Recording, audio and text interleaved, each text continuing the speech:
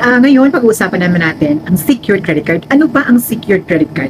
Ang secured credit card ay ito isang uri ng maglalagay ka ng security deposit o yung tinatawag na hold-out deposit sa bangko bago ka maaprubahan.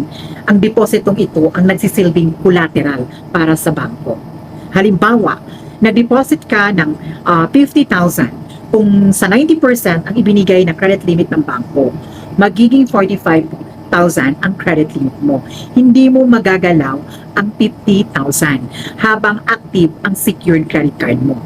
Maganda ito kung ikaw ay nahihirapan magkaroon ng credit card or lagi kang decline sa regular na credit card. Gusto mong mag-build or mag-rebuild ng magandang credit record. Kaya, advice ko sa iyo, mas maganda na mag-apply ka muna ng secured credit card kung ikaw ay nahihirapan na mag-apply sa regular na credit card.